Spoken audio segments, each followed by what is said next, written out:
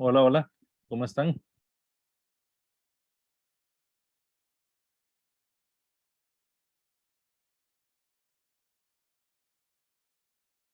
Bien, usted, profesor. Bien, bien. Un segundito nada más para cambiarme de red. No sé si se va a cortar. Es que o se oye bien así, Sí, no se corta. por el momento no. Bueno, dejémoslo de esa manera. Entonces, les iba a hacer una pregunta,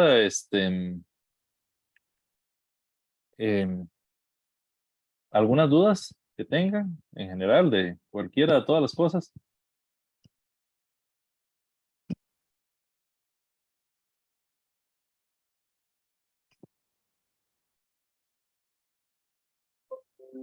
Profe, yo realmente no pude así como que estudiar mucho, entonces no he podido como estudiar a fondo para tener así como algo específicamente que preguntarle. Ok, se han anotado todos la evaluación oral. Yo sí. Sí, Yo también, profe. Ok, perfecto. Bueno, en ese caso vamos a iniciar con lo de hoy. Profe, yo tengo una duda con respecto al quiz. ¿Verdad que el quiz sale el capítulo 12 y el 1, 2, 3 y 4 del material complementario, nada más? El examen, ¿me estás hablando? Para el quiz que hacemos esta semana, que hay un quiz en línea. Ok, un segundito.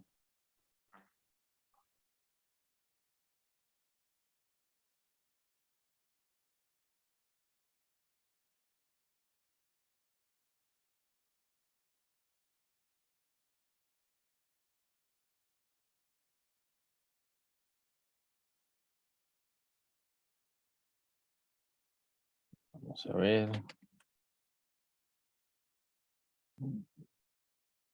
Ujú, ujú.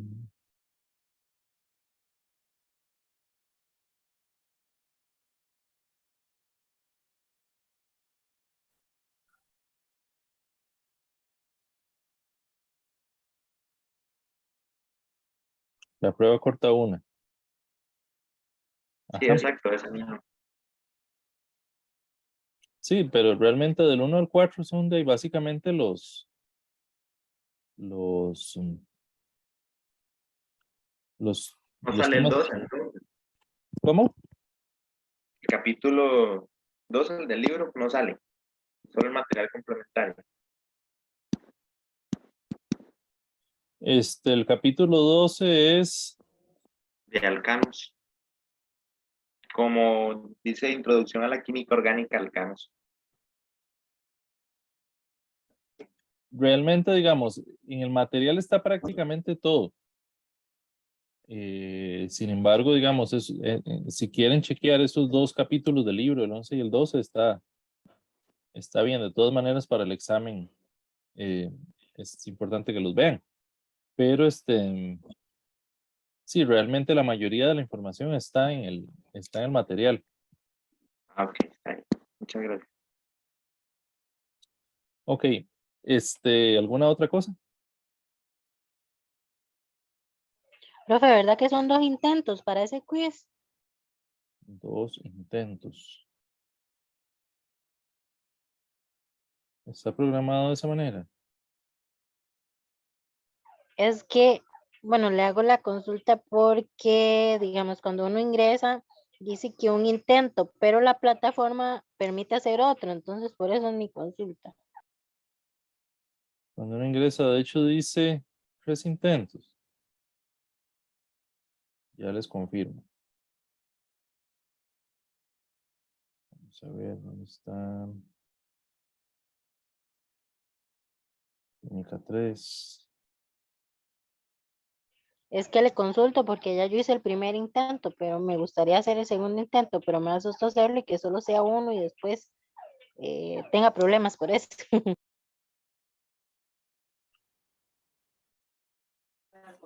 Profe, ¿son 2 intentos o es solamente uno?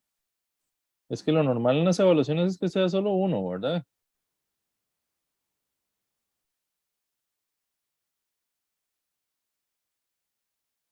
Vean, voy a hacerle la consulta a Wendy, a ver si es que fue un error o es que se les permite más de un intento. Pues en todo caso, si fuera un error, lo que se hace es dejar la evaluación del primer intento. Pero Ah, sí, pero voy a hacer la consulta. gracias. Más, un segundito para hacerla de una vez. Compañera, disculpe, estoy viendo y dice que solo un intento. Sí, es que dice que solo un intento, pero la plataforma permite hacer 2 intentos, porque yo ya hice uno y me sale la opción de hacer otro intento, pero Ah, por eso no he hecho el segundo, porque como dice que solo uno, me daba temor hacer el segundo intento. ujú. Ok. Ahí cuando me contesten yo les comunico. Vamos a empezar entonces con el tema que nos falta, que es el de los aloalcanos o halogenuros de alquilo. ¿Verdad? Ya, los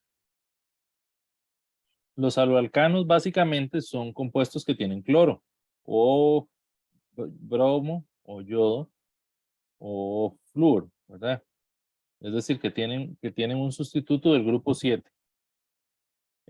Ya aprendimos una manera de preparar aloalcanos, ¿verdad? Que fue mediante reacción de halogenación radicalaria, ¿verdad? Entonces, ahora vamos a aprender algunas cosas, digamos, em, sobre ellos como compuestos, ¿verdad? En general, los halógenos siempre se llaman como sustituyentes. Em, Vamos a ver, por ejemplo, si yo tengo una molécula, y digamos que tiene aquí un flúor, que tiene aquí un bromo, ¿verdad? Digamos que otro bromo, y digamos un cloro, ¿verdad? Por decir algo. Nosotros para darle nombre al compuesto, seguimos pues las mismas reglas que habíamos visto, ¿verdad? Definimos la cadena principal más larga, ¿verdad? Los numeramos.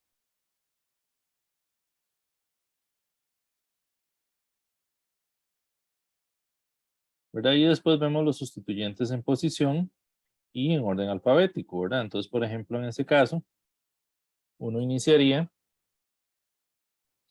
con el bromo, ¿verdad? Por ser la B.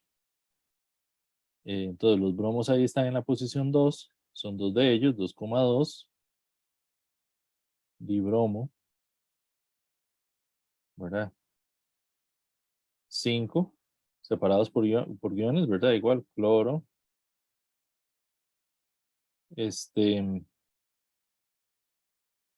4, fluoro, ¿verdad? Heptano. Y les menciono lo del fluoro porque todos ellos terminan en O, ¿verdad? Excepto el flúor, el nombre del elemento, ¿verdad? Digamos, el cloro termina en O, bromo, yodo. Entonces, el flúor, que es el único que no termina en O, se le agrega esa O como sustituyente, se le llama fluoro, ¿verdad? Y aparte de eso, siguen exactamente las mismas reglas que ya habíamos visto y se nombran como sustituyentes. Em, Hay algunos compuestos que tienen un nombre especial,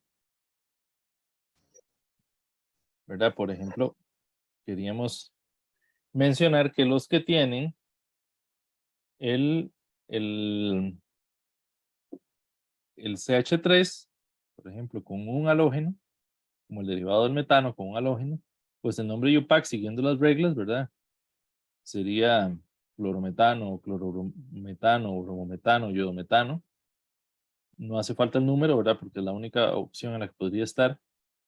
Pero hay un nombre común, ¿verdad? Que en este caso sería, por ejemplo, fluoruro de metilo, ¿verdad? Etcétera.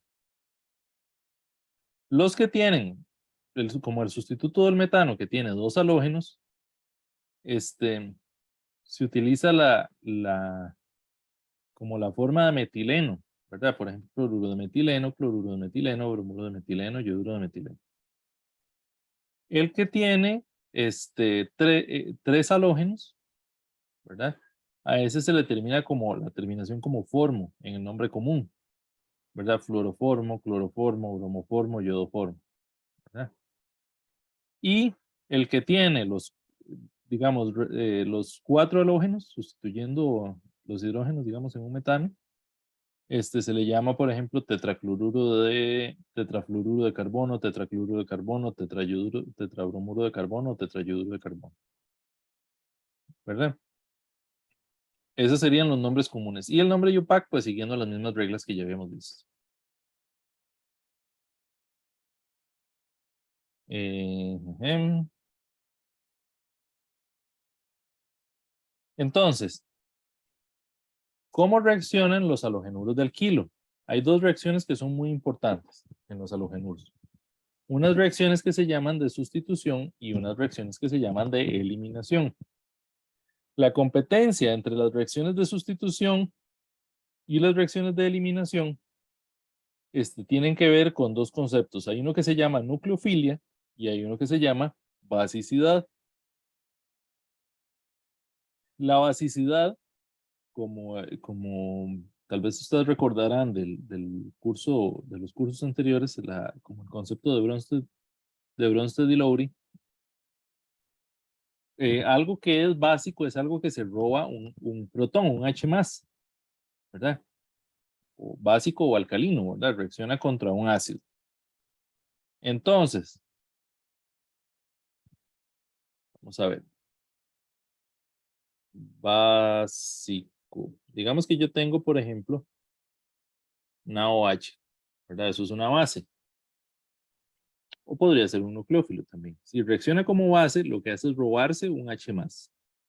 Entonces, por ejemplo, imaginémonos que yo tengo ese compuesto, ¿verdad? Si él reacciona con hidróxido de sodio,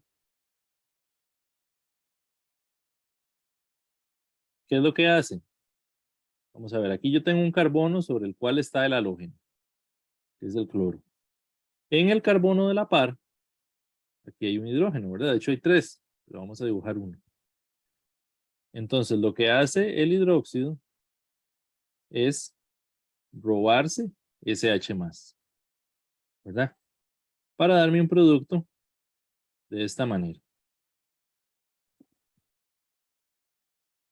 Ok. Ahora, también puede ser un nucleófilo.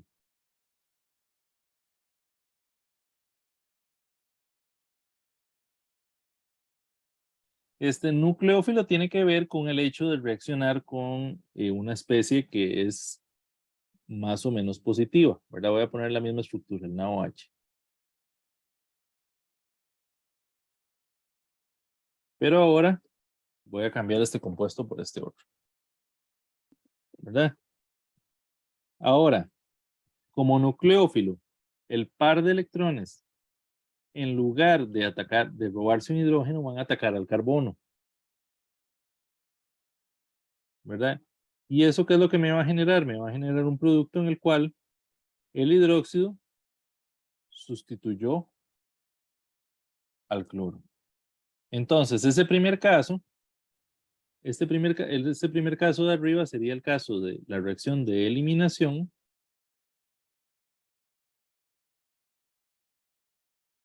En la cual el halógeno se elimina con un hidrógeno, ¿verdad? Y el segundo caso sería la reacción de sustitución.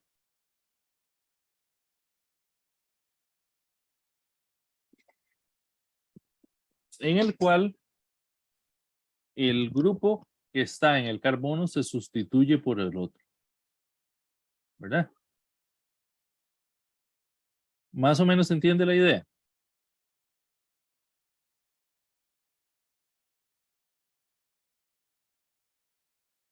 Más o menos. Más o menos, ok. Vamos a explicar entonces por qué hay dos tipos de reacciones de sustitución y dos tipos de reacciones de eliminación. Entonces vamos a iniciar de una manera un poquito más digamos, detallada cómo es una reacción de sustitución. En la reacción de sustitución yo tengo un nucleófilo, ¿verdad? Que lo voy a escribir así como NU. ¿Qué características tiene ese nucleófilo? Ese nucleófilo tiene un par de electrones, ¿verdad?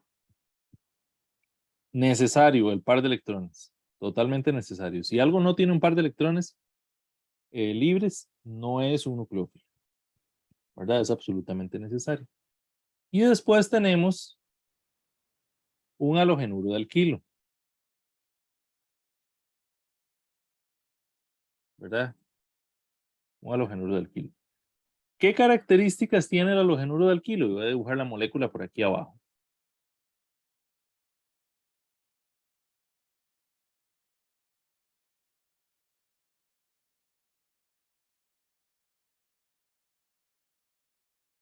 Si uno revisa esto en la tabla periódica, ustedes notarán que el cloro es del grupo 7, ¿verdad? Si recuerdan un poquito los cursos anteriores, cuando uno está del lado derecho de la tabla periódica, tiene átomos que son muy electronegativos, es decir, que jalan con mucha fuerza los electrones,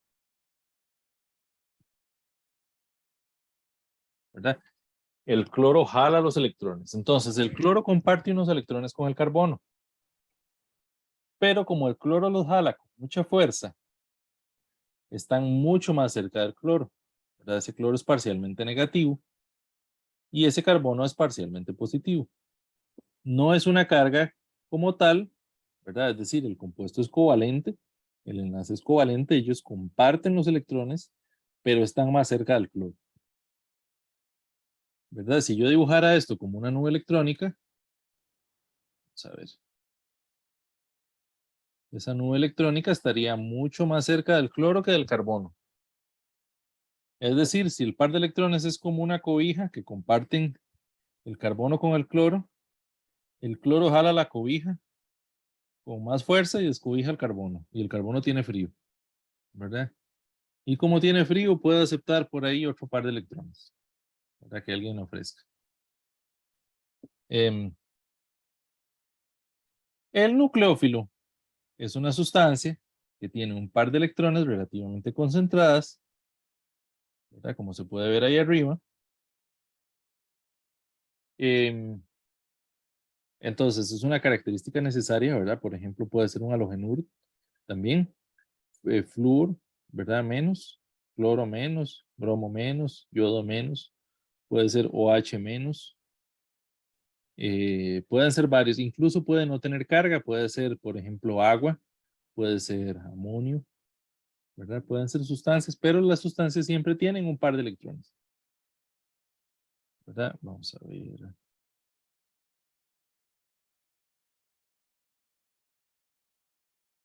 ¿Verdad? Les decía, esa sustancia tiene un par de electrones. Entonces, en la reacción de sustitución nucleofílica, el nucleófilo reemplaza al halógeno, ¿verdad? El halógeno, entonces, en este caso, se le llama como grupo saliente.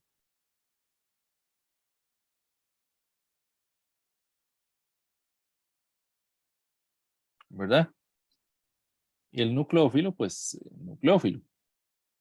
Entonces, lo que ocurre en general en estas reacciones, les decía, es que el nucleófilo reemplaza el cloro, ¿verdad? O el halógeno que sea. ¿Verdad? Digamos NU.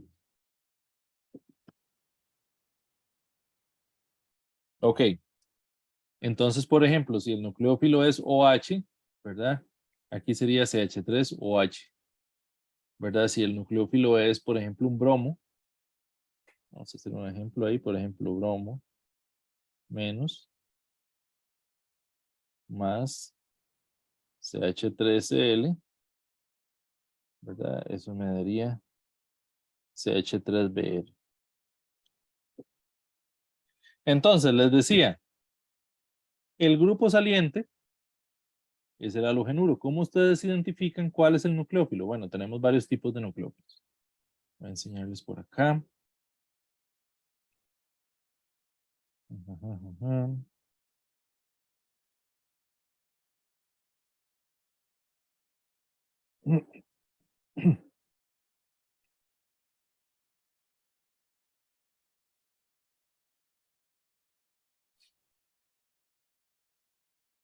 ¿Verdad? Por ejemplo, aquí aparecen varios grupos. Las fosfinas, ¿verdad? Que son compuestos de fósforo con un par de electrones. El cianuro. Los alcóxidos, ¿verdad? Que es un compuesto de carbono que tiene un O menos. Los hidróxidos, esos son fuertes, ¿verdad? Tenemos de moderadas a fuertes. De moderadas a fuertes, como las aminas, que dependiendo de la amina puede ser fuerte o puede ser moderada. Tenemos a los halógenos, ¿verdad? Tenemos algunas que son moderadas, más o menos, como el amoníaco, los tioles, ¿verdad? Y tenemos algunos que ya son más débiles, como por ejemplo los alcoholes, el agua o los grupos carboxi, ¿verdad? Entonces, ¿eso qué quiere decir? Que uno de estos podría desplazar a uno de estos, ¿verdad? Pero no al revés. ¿Por qué es importante la fortaleza de los nucleófilos? Bueno, ya, ya ahorita les voy a explicar que es que existen dos tipos de reacciones de sustitución.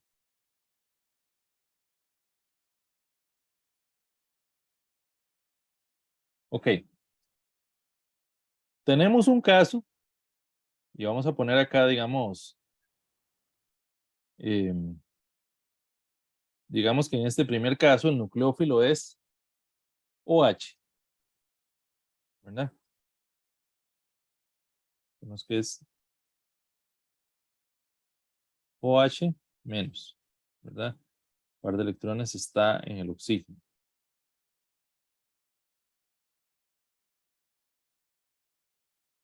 ¿Verdad? Entonces, como yo les decía hace un rato, lo que se sustituye aquí sería OH. ¿Verdad? Tenemos un nucleófilo fuerte.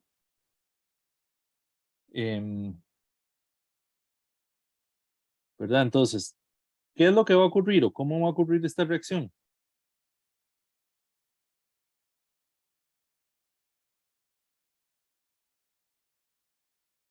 Yo les decía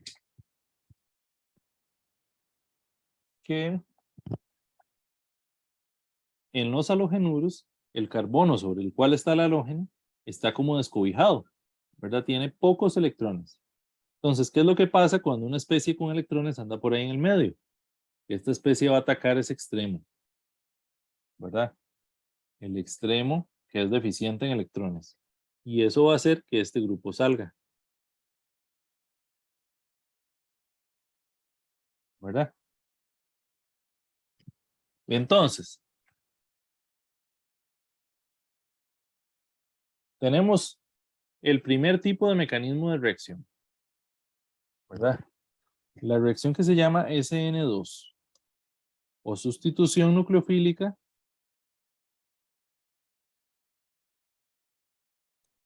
bimolecular.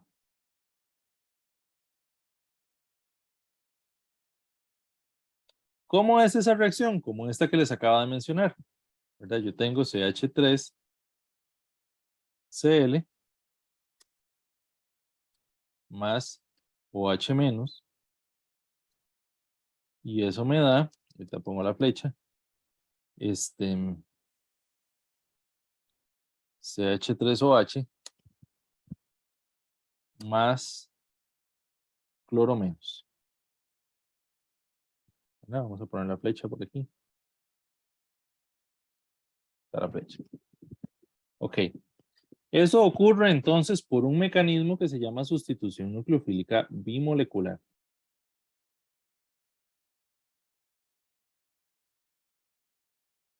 ¿Cómo es ese mecanismo? Bueno, tenemos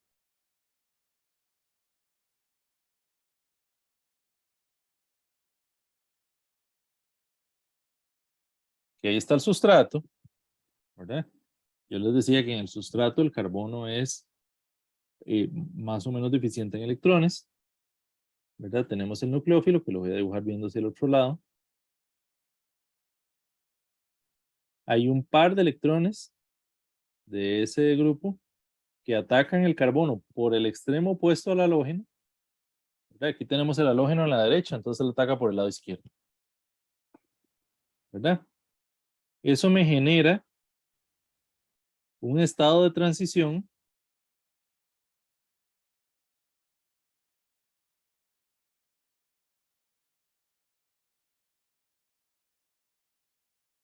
en el cual el OH está entrando y el cloro está saliendo.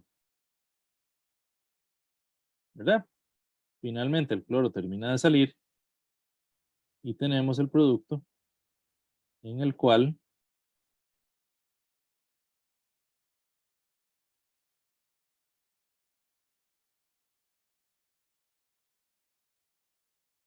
el OH sustituyó el cloro.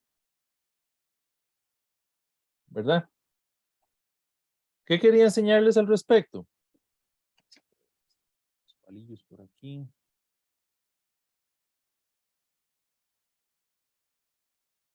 Este primer grupo, ¿verdad? El del... Vamos a ver.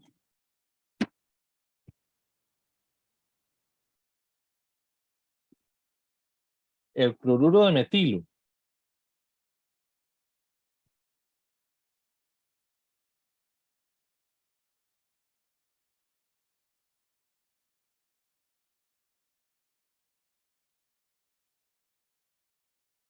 Imaginémonos que acá los hidrógenos están en azul.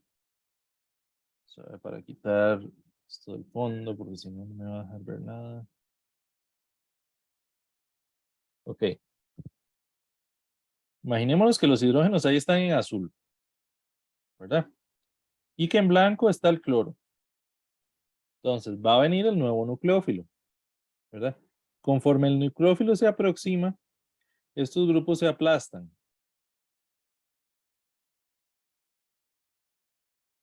Hasta formar en el estado de transición, ¿verdad? Estos grupos están de manera perpendicular al nucleófilo y al grupo saliente, ¿verdad? Y están planos,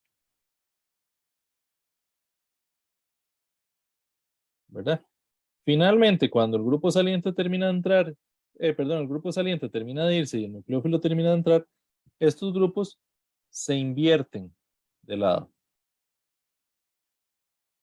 ¿verdad? Se invierten.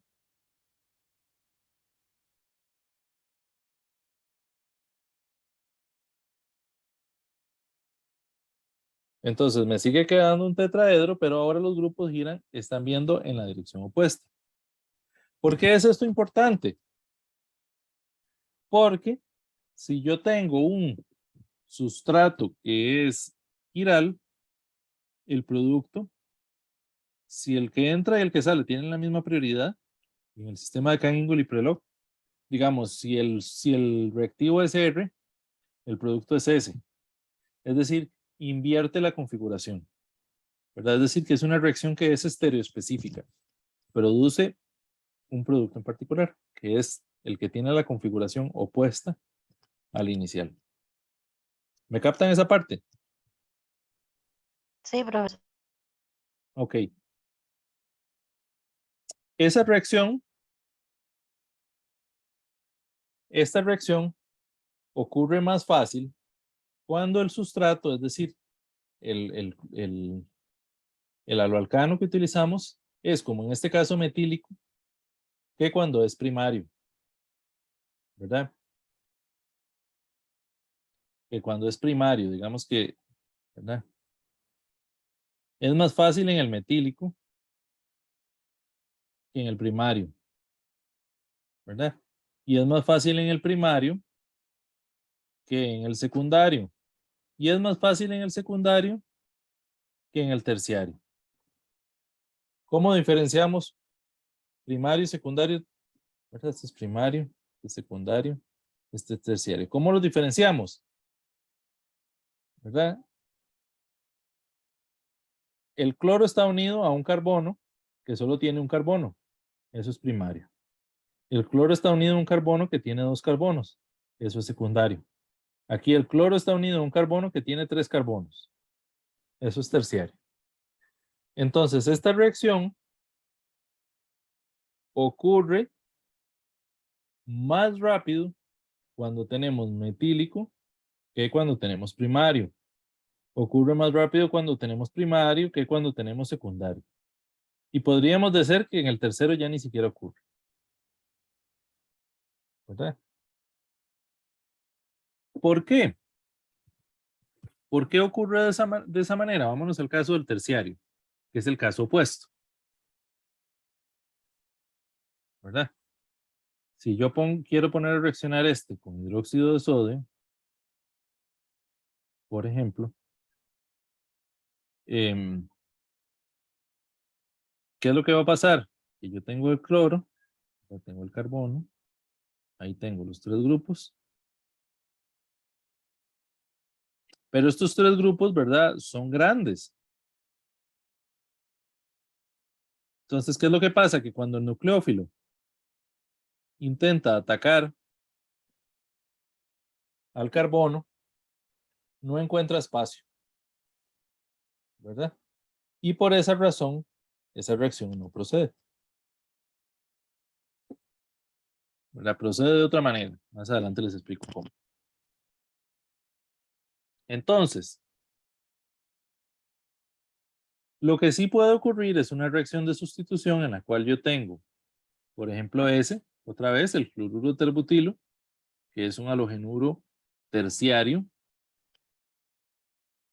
¿verdad? Pero que me reacciona con un nucleófilo débil, como por ejemplo agua. Ustedes notarán que muchos de los nucleófilos débiles son la versión protonada de un nucleófilo fuerte, ¿verdad? Es decir, yo tenía OH, ahora tengo agua. ¿Verdad? El agua sigue teniendo un par de electrones, pero no tiene carga, o sea que no tiene la densidad electrónica tan alta. Ok, esto también me puede dar un producto de sustitución, ¿verdad? En el cual el agua, en realidad lo que se pegaría ahí sería un OH, ¿verdad? Y el otro H se va con el cloro, ¿verdad? Esa reacción ocurre por un mecanismo que se llama sustitución nucleofílica unimolecular o SN1.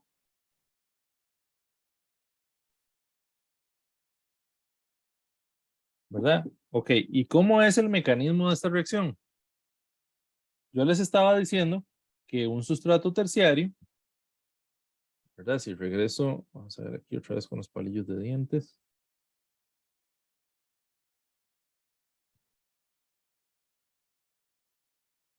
¿Verdad? Yo les decía, imagínense que esos 3 grupos en azul son 3 grupos muy grandes, ¿verdad? Entonces el nucleófilo viene de este lado a atacar, pero al encontrarse que esos 3 grupos son como 3 pelotas grandotas, ¿verdad? Él no puede pasar, no puede llegar hasta el carbono y no puede reaccionar. Ok. Si no puede reaccionar, ¿qué puede pasar? Lo que puede pasar es que el grupo saliente se vaya por el sol. Y esto, pues en la práctica normalmente quiere decir o implica, digamos, aplicar calor, ¿verdad? Y aplicar un solvente que sea polar. ¿Verdad? Entonces, por ejemplo, en un primer paso, el grupo saliente se va por el solito. ¿Por qué? Decíamos porque em, el nucleófilo no puede atacar porque hay grupos voluminosos ahí. ¿Verdad? Si el nucleófilo se va, se me genera un intermediario que es un carbocatión, ¿verdad? Ese carbocatión va a ser atacado por un nucleófilo. En este caso es el agua,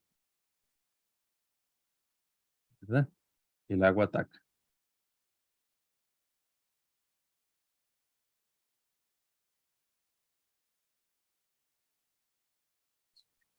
En este caso, por ejemplo, del agua, que todavía nos queda un oxígeno cargado, entonces hay un hidrógeno que se pierde, ¿verdad? Y al perderse, ya nos genera una molécula neutra, ¿verdad? Este es el mecanismo de sustitución nucleofílica unimolecular. Entonces, otra vez, el nucleófilo no es capaz de atacar porque tenemos un sustrato terciario.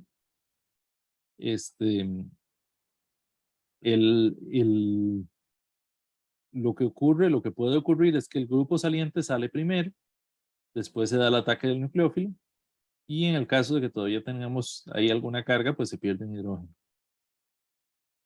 ¿Verdad? ¿Entendido este mecanismo?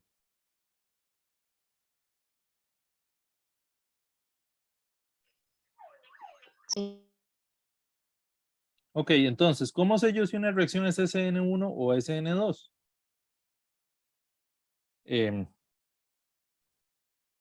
Yo les decía que metílico era primario, secundario, terciario, ¿verdad? Si se parece más para allá, es decir, si es metílico, si es primario, es SN2. Y si se parece más para allá, es SN1. Luego, si el nucleófilo es fuerte, también eso favorece una SN2. Y si el nucleófilo es débil, favorece más una SN1. ¿Verdad?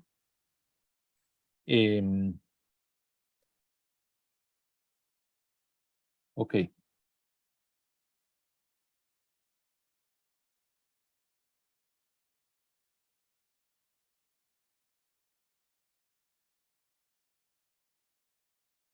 ¿Qué pasa si tenemos un compuesto que es un nucleófilo fuerte, pero además es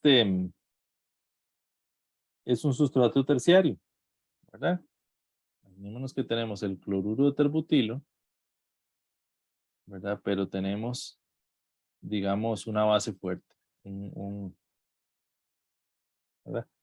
Los compuestos que son nucleófilos fuertes, por lo general, no todos, pero por lo general son bases fuertes también.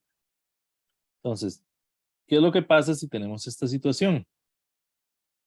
Que en lugar de robarse, de atacar al carbono, ¿verdad? Porque el OH es bastante reactivo, lo que va a poder es alcanzar un hidrógeno de los que están más externos y entonces hacer una reacción de eliminación, ¿verdad? Lo que se va a robar es un hidrógeno de por ahí, de un carbono a la par, ¿verdad? Y nos va a hacer una reacción de eliminación, ¿verdad? Entonces, esta reacción es una reacción que se llama E2, ¿verdad? Eliminación bimolecular. ¿Y cómo es el mecanismo?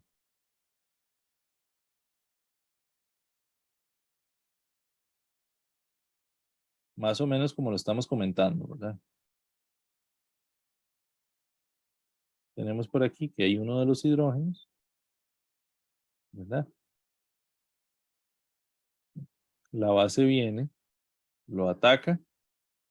El par de electrones que formaba el enlace entre el carbono de la par y el hidrógeno vienen a formar un doble enlace y, perdón, aquí les había puesto un OH, ¿verdad? Estábamos hablando de un cloro. Un cloro. ¿Verdad? Ahí me disculpan por eso. Un cloro, ¿verdad? Y el grupo saliente se va.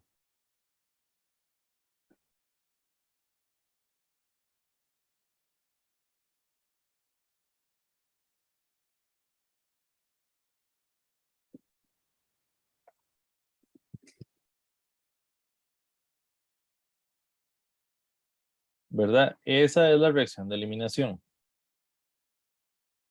Esta eliminación tiene una orientación anti.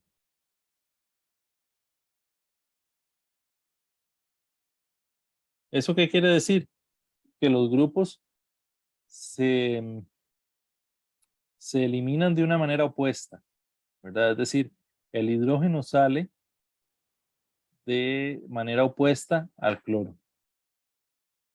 Eso quiere decir que algunas veces un estereoisómero en particular nos da un alqueno cis o trans, ¿verdad? Vamos a ver cómo podemos explicar eso.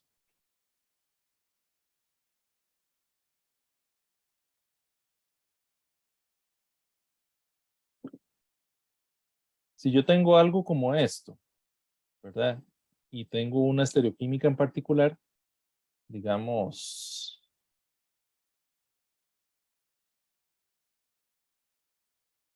esto va así para el fondo y este viene para el frente. Bueno, en este caso ese no sería quiral, pero digamos que no importa, para ver el caso. ¿Verdad? Yo podría, y esto reacciona, digamos, con KOH, para darnos un alqueno, ¿verdad? Entonces yo podría eventualmente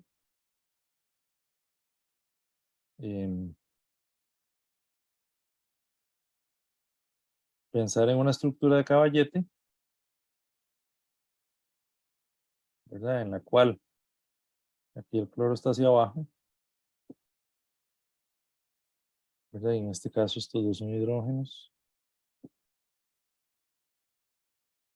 en la cual necesitaría ponerlos de manera opuesta. Por ejemplo, yo podría rotar este un poco hacia acá, ¿verdad? Para dejar acá un hidrógeno hacia abajo. Y podría rotar una completa para dejar el cloro hacia arriba.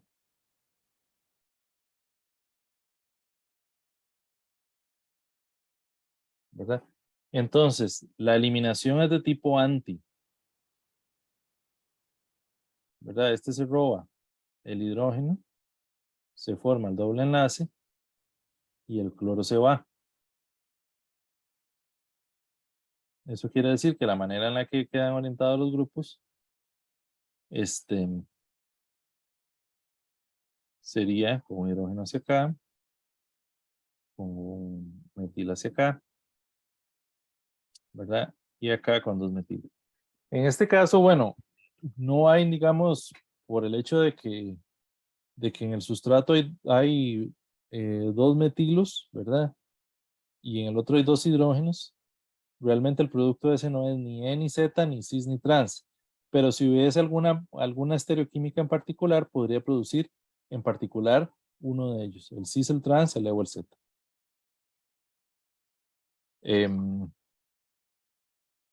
¿Se entiende esta parte?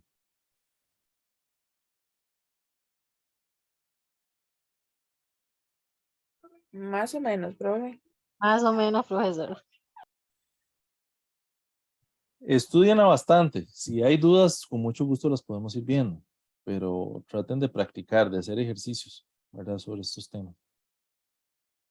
Tenemos un segundo tipo de eliminación que es la eliminación E1. En la eliminación E1, realmente es un caso particular, digamos, porque se ocuparía una base fuerte que sea un, un nucleófilo malo, ¿verdad? Esa situación, digamos, es como difícil. Entonces, hay una excepción por ahí de la eliminación E1, que es la que ocurre con la deshidratación de alcoholes. O sea, cuando yo tengo, por ejemplo, imaginémonos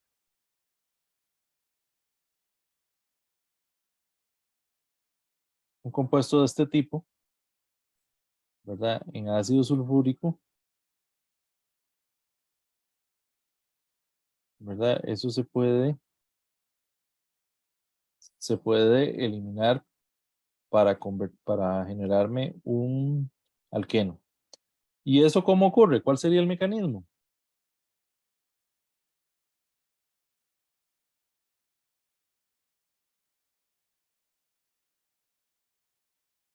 ¿Verdad? Si yo tengo un H+, ¿verdad? Que viene del ácido sulfúrico, esto se me va a protonar.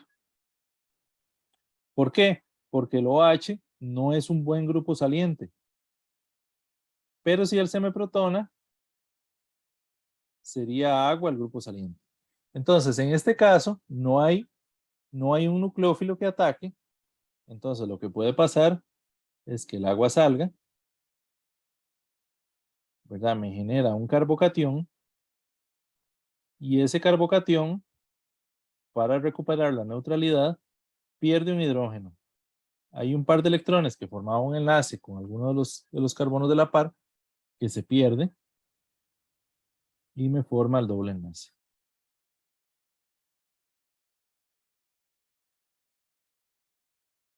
Ok, entonces vamos a tratar de hacer un resumencito.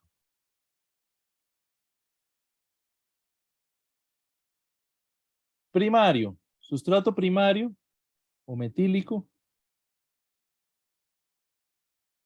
con nucleófilo fuerte.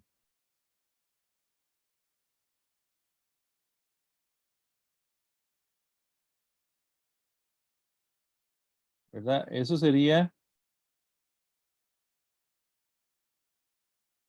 SN2. Vamos a ver.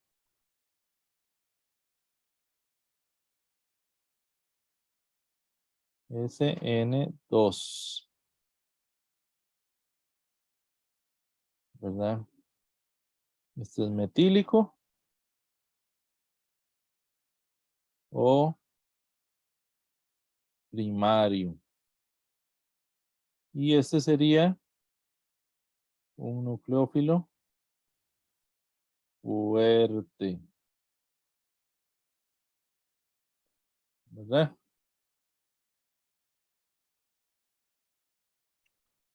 Si el sustrato es terciario, ¿verdad?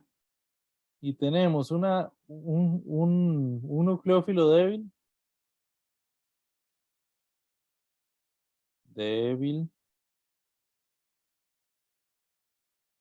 Entonces sería SN1.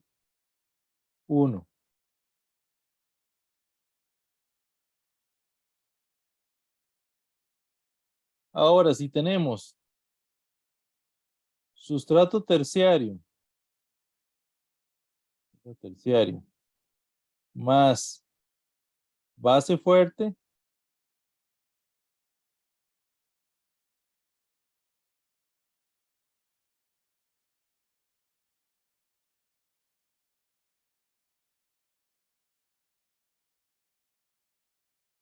tenemos eliminación E2. Y la eliminación E1 cuando tenemos alcoholes en ácido sulfúrico o ácido fosfórico. ¿Por qué en esos ácidos? Porque se ocupa un ácido que no tenga nada nucleofílico y que sea, además, muy concentrado. Y los dos ácidos, digamos, más concentrados son el sulfúrico y el fosfórico, los que cumplen, digamos, con esas características. Ok, el SN2, si recuerdan, ocurre en un solo paso, ¿verdad? El nucleófilo ataca, forma un estado de transición y saca el grupo saliente. El ASN1 ocurre en dos pasos. Hay un primer paso en el cual el grupo saliente se va, se forma un carbocatión intermediario y el nucleófilo ataca. Ese carbocatión, en el caso de la SN1, ese carbocatión es plano, ¿verdad? Es plano y el nucleófilo puede atacar por cualquiera de los dos lados. Entonces, esa reacción no es estereoespecífica. Es decir, si yo tengo un estereoisómero en particular y me reacciona en una reacción tipo SN1, el producto es una mezcla de cosas. Lo que se llama una mezcla racémica. Es decir, que si hay un carbono quiral ahí, yo tengo la mitad de R y la mitad de S. ¿Verdad? No hay manera de que esa reacción me distinga. ¿Verdad? Y si tenemos una base fuerte y un sustrato terciario, decíamos, tenemos eliminación E2, que es que en lugar de atacar al carbono, porque se le llama impedimento estérico, ¿verdad? Que tiene unos grupos muy grandes y entonces no puede atacar. Entonces lo que hace es robarse un hidrógeno de afuera, el par de electrones salta a formar el doble enlace y el grupo saliente se va. ¿Entendido? Sí, profesor. Sí, profe. Ok. Vamos a ver.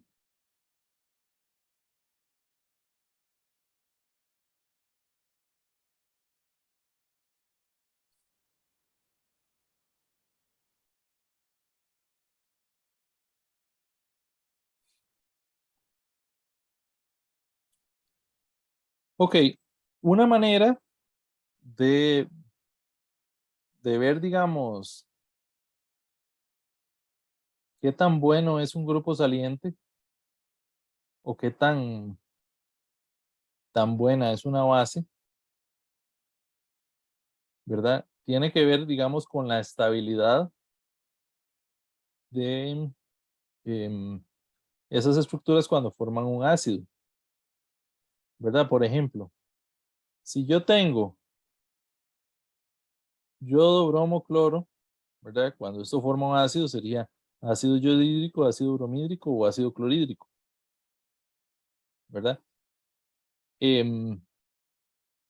Esos compuestos son ácidos muy fuertes. Eso quiere decir que estas bases, el cloro, el bromo y el yodo, son muy estables en disolución y por ende son muy buenos grupos salientes, ¿verdad? Lo mismo ocurre con el agua. Y lo mismo ocurre con los alcoholes como grupos salientes, ¿verdad? El alcohol completo, no el alcoxi, ¿verdad? Ni el hidroxi. El hidróxido, el OH menos, prácticamente no sale en ninguna reacción como grupo saliente, ¿verdad? Salen los halogenuros, sale agua o salen alcoholes, ¿verdad? Más o menos podríamos tener cosas como esta, ¿verdad? O como el amonio, ¿verdad? Eso es algunas veces. Estos, el OH, el CH3 menos, ¿verdad? O cualquier alcoxi, ¿verdad? Cualquier compuesto que tiene una cadena de carbonos y un oxígeno negativo, cualquiera de esos no es buen grupo saliente, ¿verdad? Y si yo tengo cosas como NH menos o un carbanión, ¿verdad? CH3 menos, cosas de este tipo, esos son pésimos grupos salientes, eso prácticamente nunca ocurre. Por el contrario, como esto no es muy estable por sí solo, si yo tengo estos compuestos preparados, esos son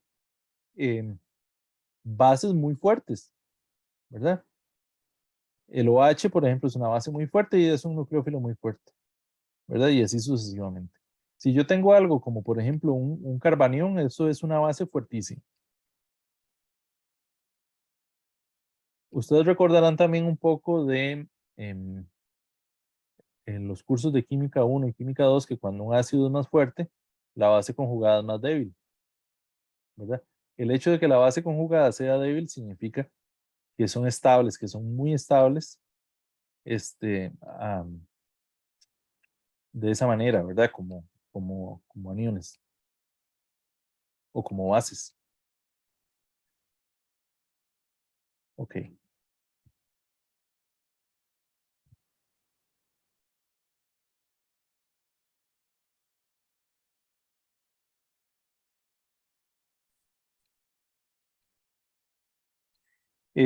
Hay algunas reacciones que son como una especie de adaptación de la reacción de sustitución nucleofílica. Por ejemplo, si yo tengo, yo les decía, bueno, si yo tengo una cosa como esta,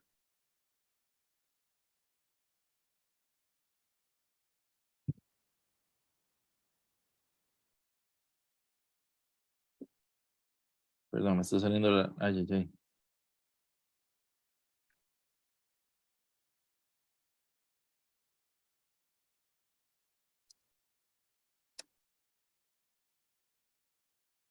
Algo como eso,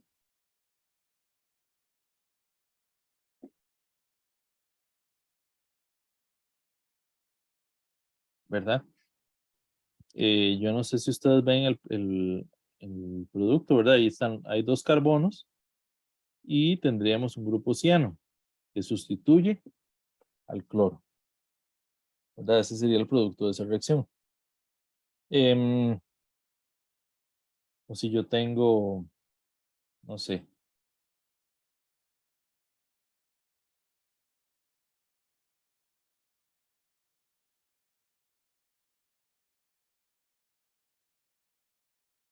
algo como esto, ¿verdad?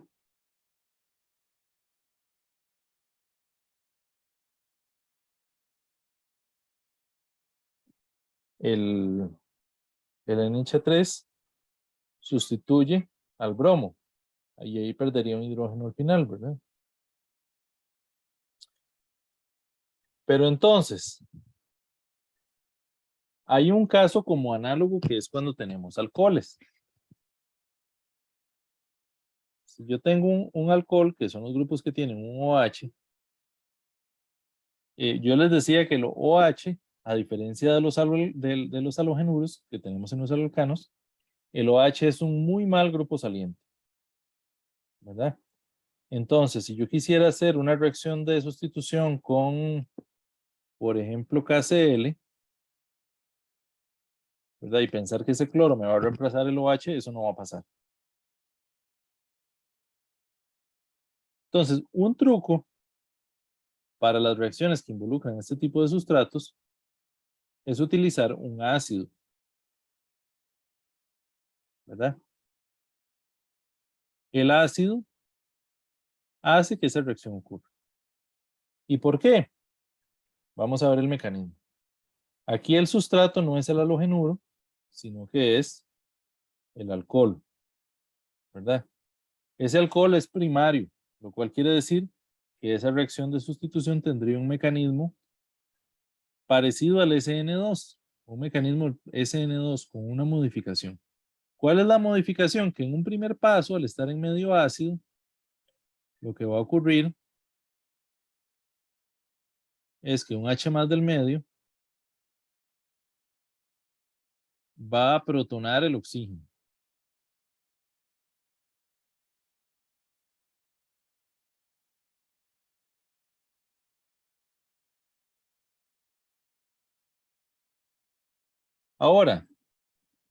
Ahora si eso fuese un grupo saliente, ya no sería OH menos, sino que sería agua.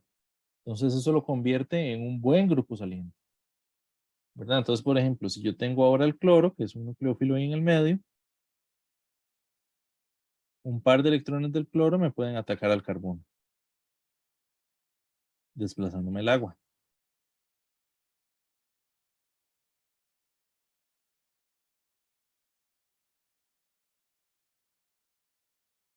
¿verdad? Y eso me haría una reacción de tipo SN2. Otro caso que podría tener es cuando tengo algo como esto.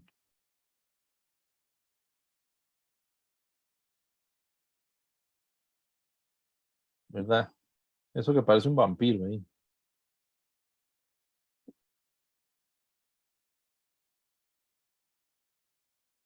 Con HCl, ¿verdad? Esa reacción me podría sustituir todo un pedazo de la molécula.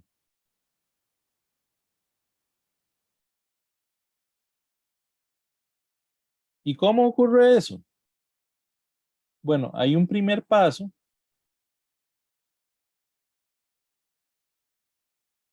en el cual esto se protona, ¿verdad? De una manera semejante a la que lo vimos anteriormente.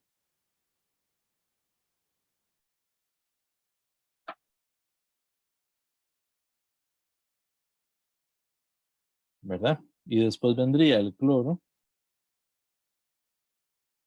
a atacar un carbono y a desplazar el resto del grupo.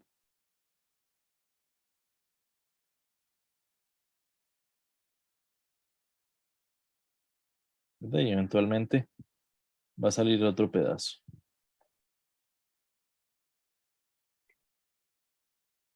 ¿Se entiende la idea? Más o menos.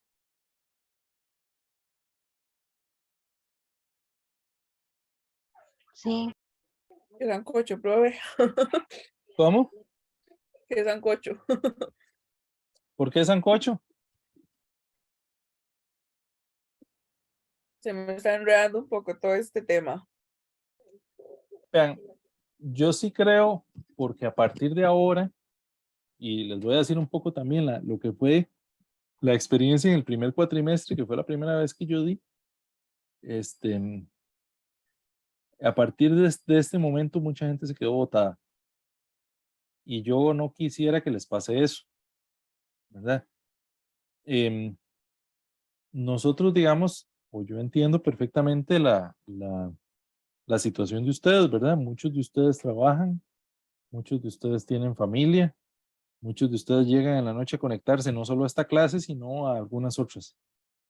Pero mi recomendación es que encuentren espacios para repasar esta materia. O sea, que encuentren espacios para llevarse las hojitas ahí en el bus, no sé, o de ahí en el café y en el almuerzo, no sé, estar en todos los ratos que tengan, estar repasando un poquito esto.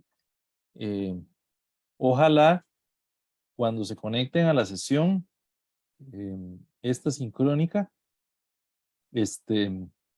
ya hayan hasta podido hacer algunos ejercicios y tengan algunas dudas en particular, ¿verdad? Porque eso nos permite, digamos, ver como los ejemplos más complicados, ¿verdad? Realmente no es tan difícil, digamos. Hemos visto, o sea, una reacción en la cual tenemos un aloalcano, ¿verdad? Un aloalcano es, otra vez, ¿verdad? Yo les decía, en la tabla periódica, al puro final, ustedes tienen flúor, ¿verdad? El grupo 7. Flúor, cloro, bromo y yodo. Entonces, es un compuesto que tiene alguno de esos, ¿verdad? Por ejemplo, bromo, ¿verdad? Ellos reaccionan con algún nucleófilo, ¿verdad?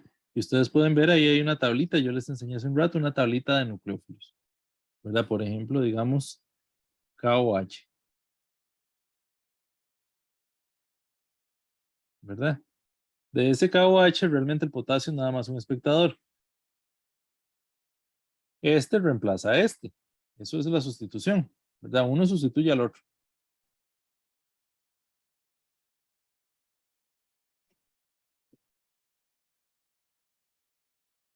¿Verdad? Y vimos un par de variantes. Un par de variantes es cuando tenemos un alcohol, que es el que tiene un OH, y el que tiene un éter, ¿verdad? Que es el que tiene un oxígeno en el medio. En esos dos casos, lo que se ocupa es que haya un ácido, ¿verdad? Es decir, un nucleófilo como tal solo no reacciona, pero un ácido sí, por ejemplo, digamos HCN, ¿verdad? Me daría algo así. O digamos HBr,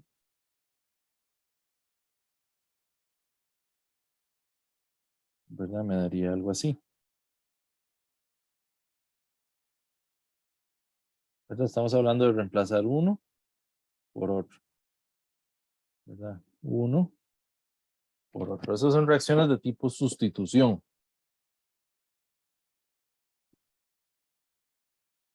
¿Verdad?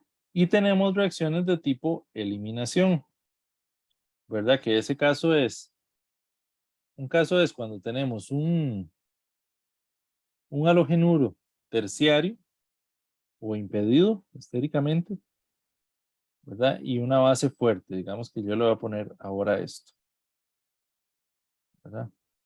Un terbutóxido de potasio, ¿verdad? Es una base fuerte, ¿verdad? Entonces, ¿esto qué hace? Esto lo que hace es generarme un alqueno, robarse un hidrógeno y el halógeno,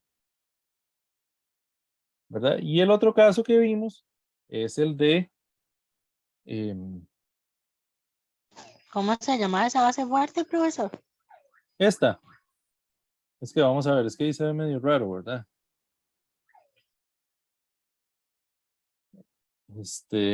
El nombre de esos compuestos ya los vamos a ver con más detalle después, ¿verdad? Pero eso sería algo así, ¿verdad? O, o así. Eso se llama terbutóxido de potasio.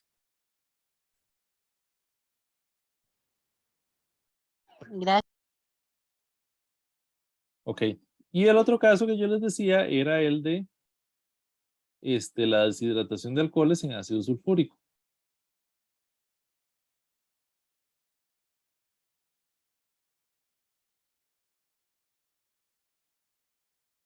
¿Verdad? Que esa es la que sigue mecanismo E1.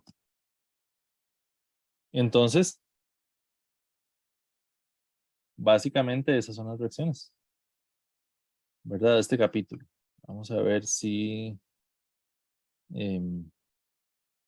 encuentro una forma de desenredarles el enredo.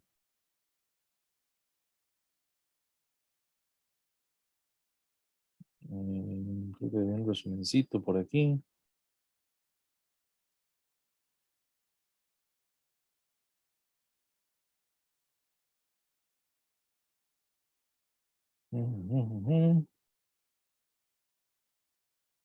¿No es cierto que hay un resumencito de las condiciones?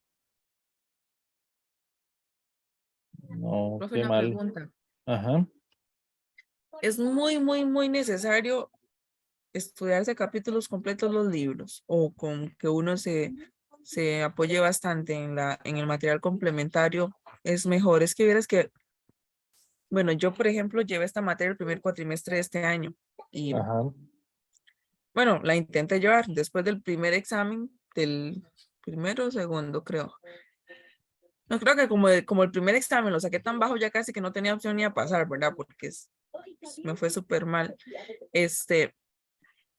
Yo estudié para el primer examen con el libro y no estudié el material complementario y siento que por eso me fue tan re mal porque, digamos, el libro casi, lo que salió la mayoría todo fue del material complementario. Es que el libro, era lo que yo les decía el otro día, o sea, el libro trae una explicación como más básica, ¿verdad? Y la mayoría como de la carnita del curso está en el material complementario. Entonces yo diría que es mejor, de hecho, para este cuatrimestre queríamos eliminar el libro del todo. Y por eso hay muchos de los temas que venían en el libro, como nomenclatura y eso, que ahora también vienen en el material. Yo creo que al material le hacen falta unas poquitas cosas, como tal vez la parte de las propiedades, ¿verdad? De, puntos de, este, puntos de fusión, ebullición, ese tipo de cosas. Pero, pues, de hecho, la idea es eventualmente sustituir por completo por completo el libro. Yo les recomiendo apoyarse más en el material. Sí, es que yo siento, sí, profe, que digamos, por ejemplo, el tiempo que uno gasta, que es mucho en realidad, y bueno, el poco tiempo que uno le queda, que en realidad, aunque es poco, uno siente que es mucho para repasar ese libro, mejor lo tratara de buscar en el material complementario y hacer práctica, siento yo, ¿verdad? No sé, la verdad. Sí, no, o sea, a mí me parece una buena estrategia. Ahora, como les digo, o sea, el libro lo explica como una parte como más básica, como más detallada. Si alguien tiene el tiempo y quiere empezar por ahí, a mí me parece que está bien. De lo contrario, sí, apóyense más en el material. De hecho, como les decía, la intención es en algún momento reemplazarlo del todo. Creo que para este cuatrimestre nos fue imposible porque parte como de la organización que tiene la UNED es que las orientaciones se hacen con mucha antelación, ¿verdad? Entonces, por ahí un poco también nos era complicado, digamos, sustituirlo del todo de momento, pero yo Yo pienso siento que que sí, profe. Perdón, profe. Yo siento que sí, que bueno, con el material complementario, bueno, yo me estoy guiando ahorita porque el libro, aparte de que es bastante gruesito, ¿verdad? Eso es como un poco tedioso a veces, pero les sí, yo parece. la verdad me estoy guiando por el material complementario. Ok, ok, sí, o sea, a mí me parece que prácticamente le pueden dar una repasadilla, pero prácticamente todo está en el material. Em, yo les aconsejaría más seguirse por ahí. Si hacen algunos de los ejercicios y tienen problemas resolviéndolo, los podemos ver. Los podemos ver eh, acá, digamos, en alguna de las sesiones. Es más, déjenme ver si, bueno, lo que me falta es lo de la orientación de SAICEF, la orientación de Hoffman. De hecho, antes para este curso se utilizaba otro libro, que era de una profesora emérita de la UNED. Lo que pasa es que ese libro se usó por muchísimos años y ya estaba un poquito desactualizado. Y hemos probado, ¿verdad? Se han sugerido algunos libros de texto de los que hay en el mercado. Lo que pasa es que muchos de ellos sí abarcan em, algunos temas que no son relevantes para este curso, ¿verdad? Entonces eso como que, y el orden de algunos también es como un poco enredado, como no muy didáctico, digamos aquí.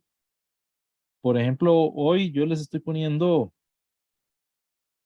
tal vez a ustedes les parece que son un montón de reacciones, pero si se dan cuenta son 4 tipos de reacciones, ¿verdad?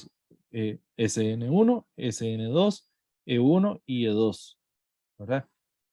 Lo demás son como matices, ¿verdad? Qué sé yo, que si el sustrato es con OH, entonces hay que ponerle ácido, que si no, no hay que ponerle, pero la reacción es la misma como tal.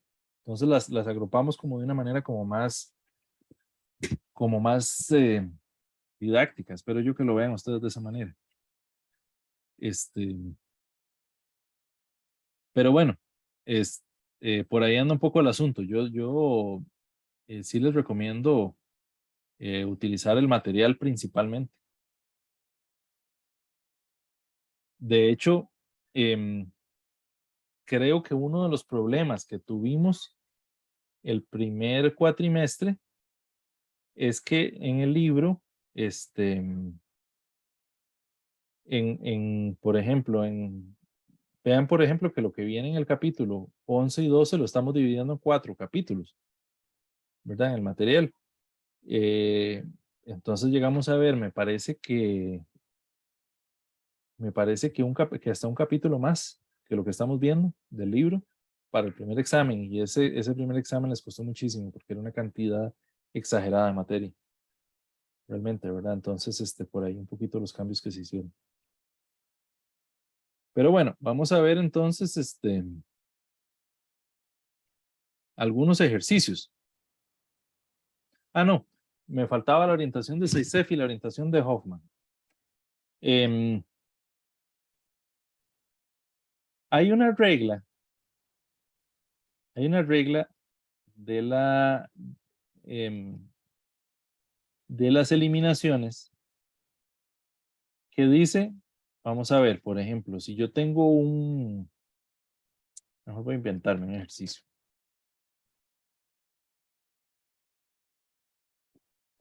Vamos a ver, imaginémonos que yo tengo un halogenuro como este, ¿verdad? Y él va a sufrir una reacción de eliminación, ¿verdad? Digamos con KOH.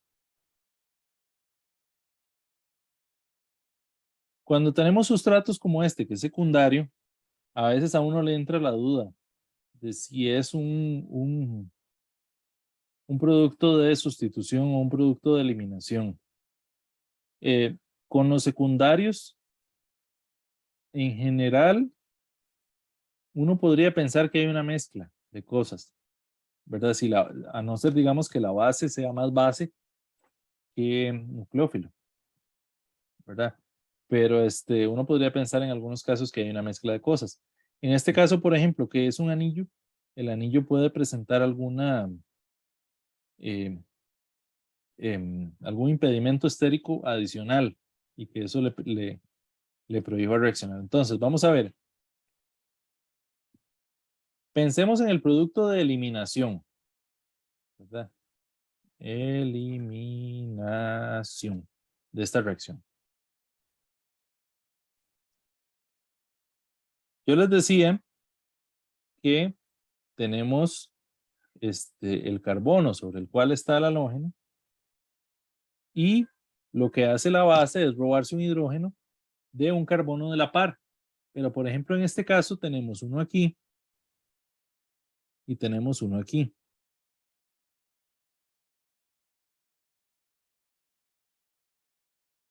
¿Verdad? Digamos que es 1 y 2.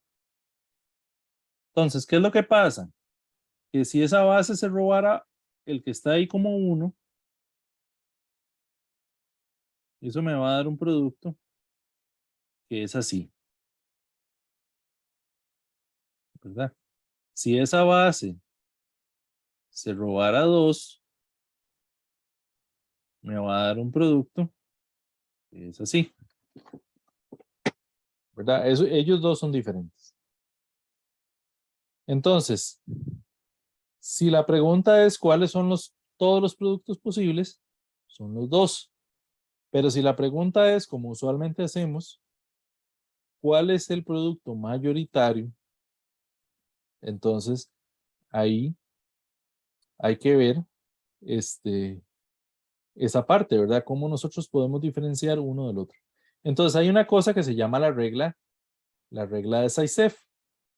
La regla de Zaitsev dice que cuando esto pasa, el alqueno que se forma es el que tiene menos hidrógenos. Que es una forma diferente de decir que es el que está en la posición más sustituida. Es decir, este de aquí abajo.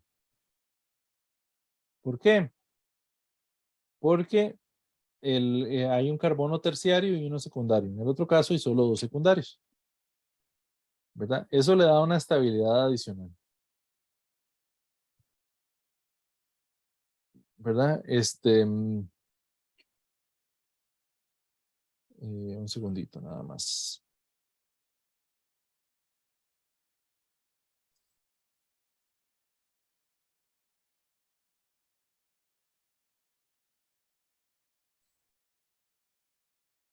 Ok. Entonces, para poner otro ejemplo. Ese color no me gusta, no se ve. Digamos que yo tengo un bromo ahí.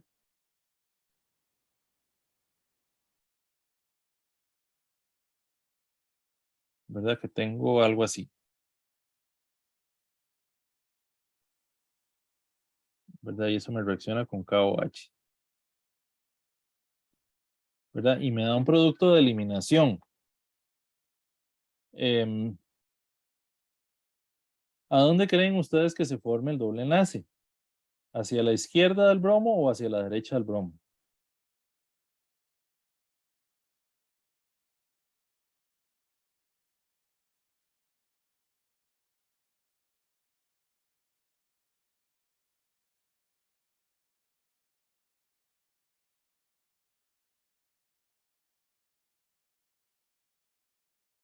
No.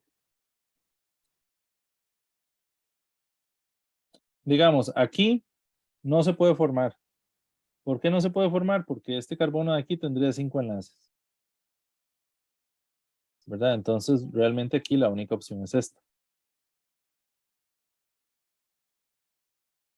Ahora, imaginémonos que tenemos uno, no sé, así.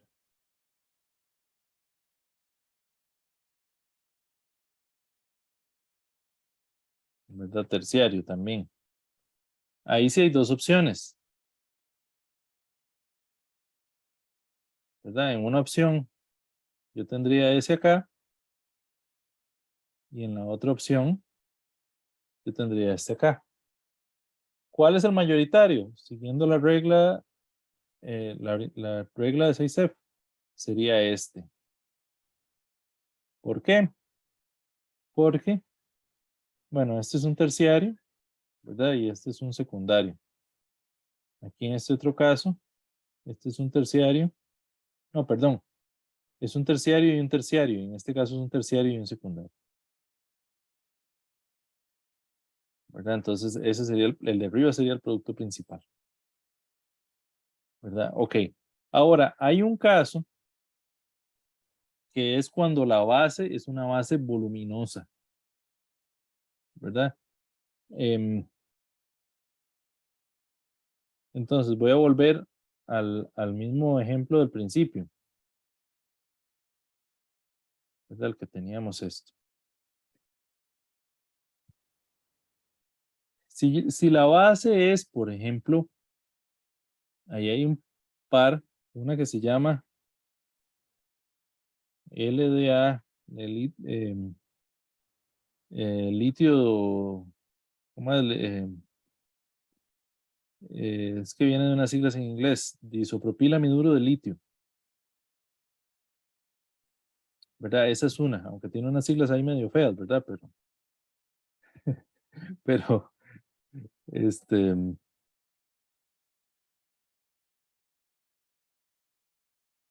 y hay otro que es, por ejemplo, como la que les enseñé hace un rato, como el terbutóxido de potasio, ¿verdad? Que muchas veces se escribe de esa manera, ¿verdad? Que esas son bases que tienen grupos voluminosos atrás. Entonces, esas bases, como son bases voluminosas,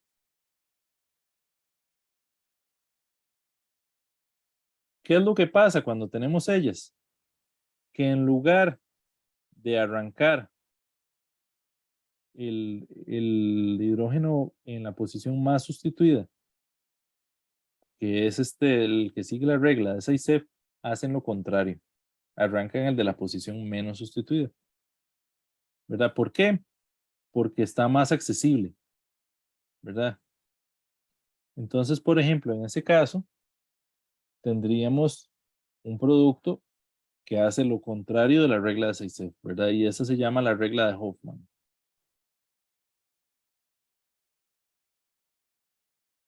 Entonces,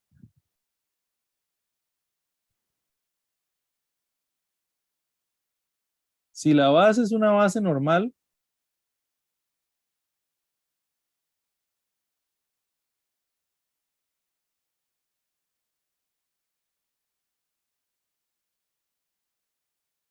el doble enlace se forma en la posición más sustituida siguiendo la regla de Zaitsev.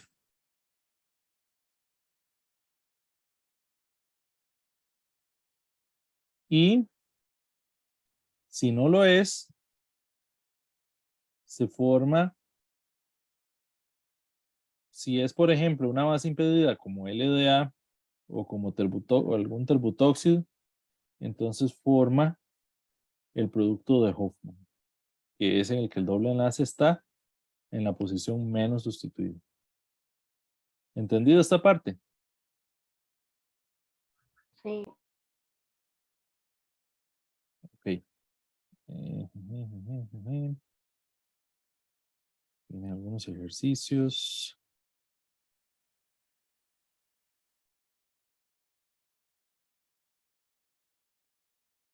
Vamos a ver.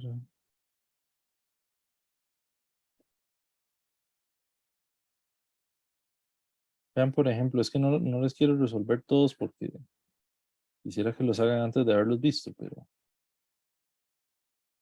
imagínense, por ejemplo, esta reacción. Dice aquí que la clasifiquen como SN1, SN2, E1 o E2. ¿Ustedes qué dirían que es?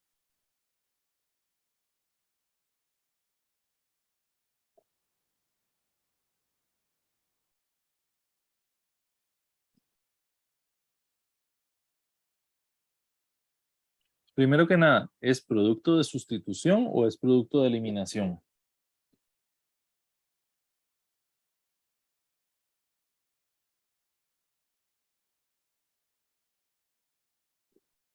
¿Cómo sé yo cuándo es uno, cuándo es el otro?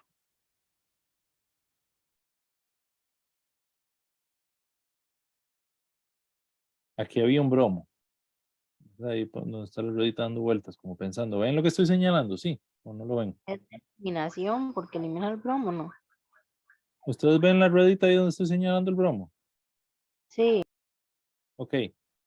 El bromo se quitó, pero en su lugar se puso esto, ¿cierto?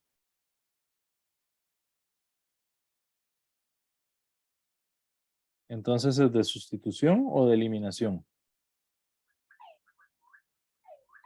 sustitución. Correcto, de sustitución. Ok. Ahora, sustitución yo puedo tener SN1 o puedo tener SN2, ¿verdad? ¿Cómo sé yo si es SN1 o si es SN2?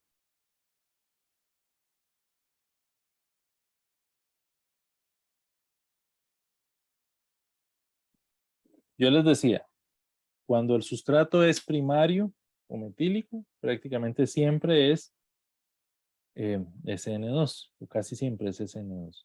Cuando es terciario, casi siempre es SN1. ¿Verdad? Ese secundario. El secundario es donde tenemos más o menos problemas. El nucleófilo. ¿Es un nucleófilo fuerte o es un nucleófilo débil? Entonces ustedes se van a la tablita y revisan. Y les va a decir que ese es un nucleófilo fuerte. Ok. Entonces, si es un nucleófilo fuerte, es SN2. Podríamos ver una como esta, ¿verdad? Ah, bueno, y otra pista aquí, ¿saben cuál es? Que el producto tiene la configuración opuesta. Este es solo un producto con la configuración opuesta. Este producto, por el contrario, ustedes ven que es una mezcla, ¿verdad? Y que además el nucleófilo es un nucleófilo débil. Entonces, por esas razones, esta sería SN1. ¿Verdad? Caso parecido ocurriría con este.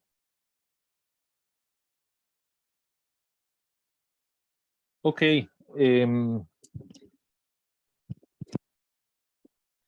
Yo sé que la sesión ha estado densa, entonces la verdad es que no sé si vale la pena extendernos más. Yo creo que ya vimos como lo básico, ¿verdad? Lo que les queda es sobre todo estudiar y repasar lo más posible. Em, Ojalá, bueno, no me escriban o sea, el mismo miércoles, ¿verdad? Ya yo no les voy a poder contestar a nada, pero si tienen alguna duda antes, ¿verdad? Algún día antes, em, en la medida de lo posible, si yo se las puedo contestar, con mucho gusto. Nos podemos, ya sea que me escriban ahí por el AprendeU o también por Teams, ¿verdad? Me buscan ahí por el nombre en Teams, me pueden escribir también. Yo con mucho gusto en lo que les pueda ayudar, les ayudo. Y pues sí, creo que esto sí pasa mucho por hacer práctica, hagan toda la práctica posible, ¿verdad? Todos los ejercicios que se encuentren. Y como les decía, bueno, si hay alguna duda, pues ahí con mucho gusto los podemos ver. Entonces, creo que eso sería por hoy, a no ser que tengan alguna duda adicional. No, profe. Está bien, profe, muchas gracias.